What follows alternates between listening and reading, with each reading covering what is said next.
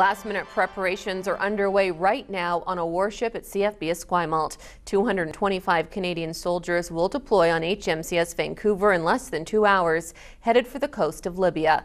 The ship and its crew will replace HMCS Charlottetown, and there is a lot at stake. With more on the departure and some last-minute delays, we're going to go to Lee Checkstad live in the newsroom with the latest. Lee? Taz, HMCS Vancouver was supposed to leave at 3 o'clock today, but just before noon, the Navy announced last-minute preparations were taking longer than expected, and the departure was moved until 7 o'clock tonight. Those 4 hours meant sailors got some extra time to spend with family.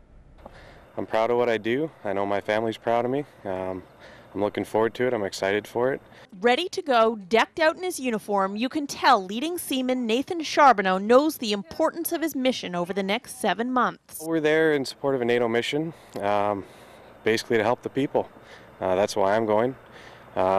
Everything else is just, to me, it doesn't matter. But before he gets on board, he and more than 200 other sailors have another tough job to complete.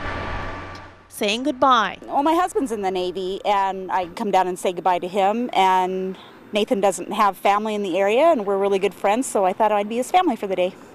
This is the first goodbye for the Joyce family. With their toddler grandson between them, they anticipated the emotions of saying goodbye to their 25-year-old son. Like graduation, grade school. A little mixed, He's going away for a while. Won't see him for a good length of time. Be a first time away for him for a long time too. I know this is what he's trained for, so I have to kind of anticipate that, but in the other sense, he is going to be gone. It's my baby and he's going away. Preparations to leave were eventful when a fire broke out on the ship Friday night. Dockyard workers were on board at the time and quickly put out the fire, leaving minor smoke and water damage.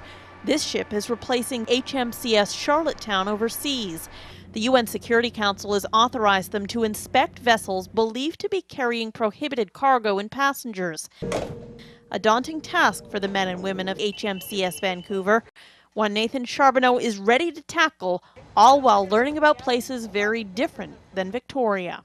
The thing I like most about it is the different cultures we get to see, the ancient lands, if you will, old cultures that are thousands of years old, things we don't see here in Canada.